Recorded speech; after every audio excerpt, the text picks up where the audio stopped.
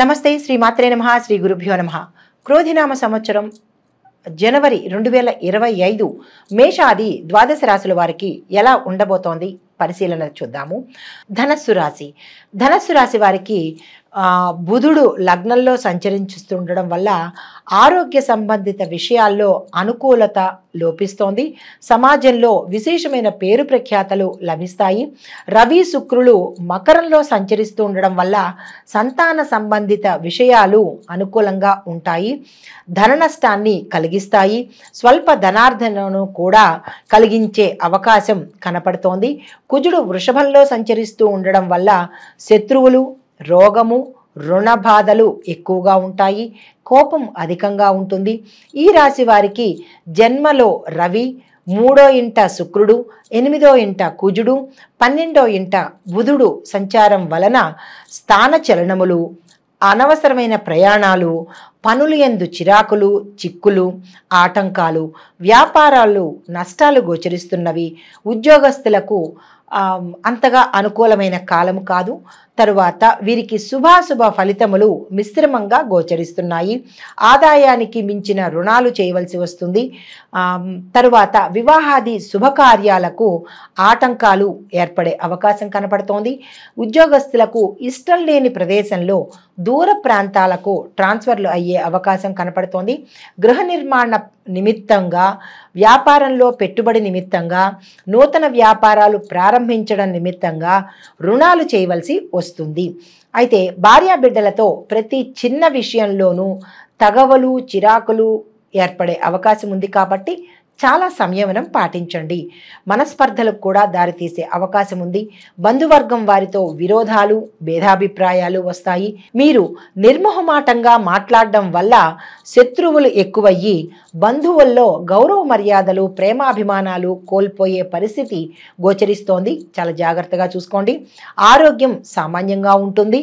శత్రు, రోగ, రుణ బాధలు తప్పవు. వాహన ప్రమాదాలు, దెబ్బలు తగలడము, ఎముకలు విరగడము, చోర భయం కూడా గోచరిస్తోంది. కాబట్టి చాలా జాగ్రత్తగా ఆచితూచి ప్రయాణం చేయండి. ఈ రాశిలో ఉండే స్త్రీలకు వివాహ విషయంలో చేసే ప్రయత్నాలు అంతగా అనుకూలించకపోగా ఆటంకాలు ఎదురయ్యే అవకాశం కూడా కనపడుతోంది. ఉద్యోగస్తులు అధికారుల వల్ల ట్రాన్స్ఫర్సు, ప్రమోషన్సు అయ్యే అవకాశం ఉంది. అధికారులతో గొడవకు దిగబడే అవకాశం కూడా గోచరిస్తోంది. అభివృద్ధికి ఆటంకాలు ఏర్పడతాయి. తలచిన కార్యాలు, పనులు వెంటనే నెరవేరకపోవడము, బంధువర్గంలో స్నేహితులతోనూ విరోధం ఏర్పడము, శత్రువులు ఎక్కువయ్యే అవకాశము, రుణాలు చేసే అవకాశం కూడా కనపడుతోంది. ఆరోగ్యం పట్ల జాగ్రత్త వహించండి. అనారోగ్య సూచనలు కనబడుతున్నాయి. ముందుగా విద్యార్థులకు చదివితేనే కానీ పాస్ అవ్వడం చాలా కష్టంగా కనపడుతోంది. ర్యాంకులు వస్తాయి కానీ అది మెడిసిన్, లా, ఇంజనీరింగ్ విద్యార్థులకు మాత్రమే ర్యాంక్స్ వచ్చే అవకాశం ఉంది. మిగతా చదువులు చదివే వారికి ర్యాంకులు రాకుండా పాస్ అయ్యే అవకాశం ఉంది. మీరు నిరాశ పడకండి. ఒక చిన్న ప్రయత్నం చెప్తాను. ఇది దాటాలి అంటే కనుక మీరు గణేశుడికి అంటే గణపతికి, సరస్వతి అమ్మవారికి కనుక పూజలు చేసినట్టయితే, హోమం చేయించే శక్తి ఉన్నవాళ్ళు హోమం చేయించినట్టయితే కనుక మీరు అనుకున్న స్థాయిలో విజయాన్ని సాధించే అవకాశం కనపడుతోంది. ఉన్నత విద్యలు చదివే వారికి మంచి అవకాశంగా ఉంది. జ్ఞాపక శక్తి కొంతమందికి పెరిగే అవకాశం ఉంది. ర్యాంకులు కూడా పొందగలుగుతారు. మంచి కాలేజీలో సీట్లు వస్తాయి. విదేశాలు వెళ్ళి చదువుకోవాలి అన్న కోరిక ఉన్న వాళ్ళకి ఈ మాసం చాలా చక్కని అనువైన మాసం.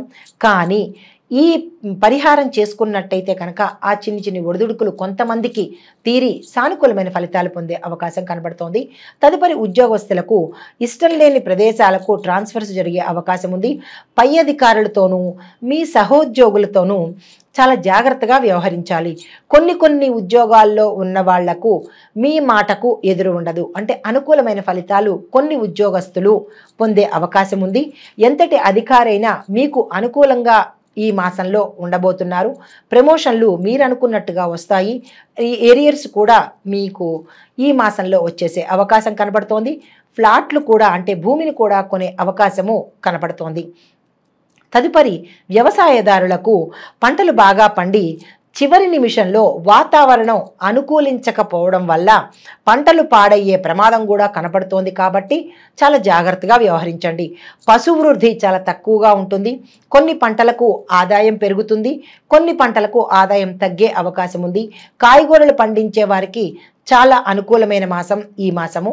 కౌలుదారులకు కొంత అనుకూలంగా ఉంటుంది, ఎక్కువ శాతము ప్రతికూలతే కనపడుతోంది. వాణిజ్య పంటల వారికి ఆదాయం మెరుగ్గా ఉంటుంది. ప్రభుత్వం తరపు నుంచి రావలసిన సహాయ సహకారాలు మీకు సమయానికి రాకపోవచ్చు కానీ తర్వాత వస్తాయి. అయితే ఇక్కడ నేను చెప్పదగిన ఒక చిన్న సూచన ఏంటంటే, వ్యవసాయదారులు రైతులకు మీరు ఈ మాసంలో ధనుర్మాసం కాబట్టి ఈ మాసంలో మీరు భూమి పూజ చేయండి, భూమాతకు పూజ చేయండి. వీలైతే ప్రతిరోజు చేయండి. అవకాశం లేని వారు ప్రతి శుక్రవారం భూమాతను పూజించినట్లయితే ఆ తల్లి సంతోషించి మరింత అవకాశాలు, మరింత లాభాలు మీకు తెచ్చిపెట్టే అవకాశం కనపడుతోంది. కాబట్టి ప్రతి రైతు, ప్రతి వ్యవసాయదారుడు భూమాతను పూజించవలసిందిగా చేతులు జోడించి మరీ నేను చెప్తున్నాను. తదుపరి వ్యాపారస్తులకు శ్రమకు తగిన ఫలితము ఉండదు, ఊహించినంత లాభాలు రాకపోవచ్చు. ఆకస్మిక తనిఖీల వల్ల మీరు చిక్కుల్లో పడే అవకాశం కనపడుతోంది. కాంట్రాక్టుదారులకు పెద్ద పెద్ద కాంట్రాక్టుల వల్ల నష్టం వాటిల్లే అవకాశం ఉంది కాబట్టి తొందరపడి అగ్రిమెంట్స్ మీద సిగ్నేచరు చేయకండి. తరచి చూసుకుని మాత్రం మీరు ఆ పని చేయండి. బిల్లులు సక్రమంగా వసూలు కావు. పనికి తగ్గ ప్రతిఫలము మీకు ఈ మాసంలో ఉండబోదు.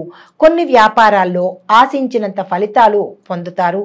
కొన్ని వ్యాపారాలు ప్రారంభంలో బాగుంటాయి, పోను పోను సామాన్యంగా మీకు వస్తాయి. అంటే పెట్టుబడిగానే వచ్చేటట్టుగా కనపడుతోంది. పాత బాకీలు వసూలు చేసుకుంటారు. సరుకులు నిల్వ చేసే వారికి మాత్రము మంచి లాభాలు పొందే అవకాశం కనపడుతోంది. తదుపరి క్రీడాకారులు, కళాకారులు, సినీ, టీవీ, నటీనట వర్గం వారు, గాయని, గాయకులకు ప్రోత్సాహం ఈ మాసం ప్రథమార్థంలో అయితే మీకు కలగదు. ద్వితీయార్థంలో మీకు ఆశించిన దానికన్నా గౌరవాలు, ప్రతిష్టలు, సత్కారాలు, సన్మానాలు కూడా మీకు జరుగుతాయి.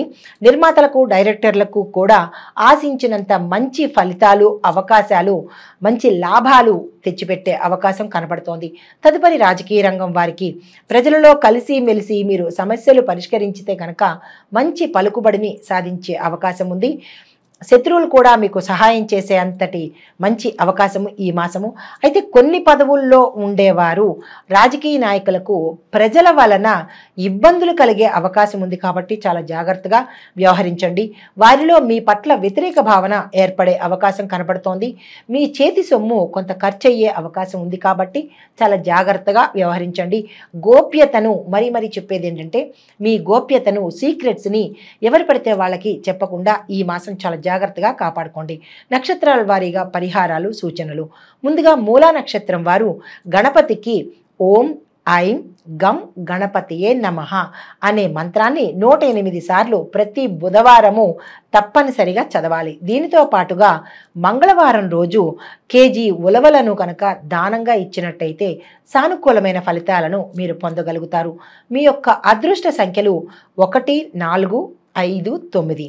మీ యొక్క అదృష్ట వారాలు ఆది, గురు, శుక్రవారాలు. అయితే పూర్వాషాఢ నక్షత్రం వారికి ఎలా ఉండబోతోంది?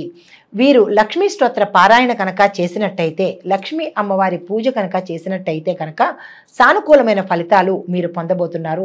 ప్రతి శుక్రవారము కూడా ఏకభుక్తం పాటించండి. అమ్మవారికి అష్టోత్తర పారాయణ సాయంత్రం సమయంలో చేసుకోండి. అయితే శుక్రవారం రోజు బొబ్బర్లను దానంగా ఇచ్చినట్టయితే శుక్రగ్రహ ప్రీతి కోసము భార్యాభర్తల మధ్య అన్యోన్యత, సత్సంతానము కలిగే అవకాశం కనపడుతోంది. కాబట్టి ఈ శుక్రవారం రోజు మీరు తప్పనిసరిగా ఈ ప్రయత్నం చేయండి. మీ యొక్క అదృష్ట సంఖ్యలు 4, 6, 7, 9. మీ యొక్క అదృష్ట వారాలు సోమ, బుధ, గురు వారాలు. తదుపరి నక్షత్రం ఉత్తరాషాఢ నక్షత్రం వారు సూర్య ఆరాధన తప్పనిసరిగా చేయాలి.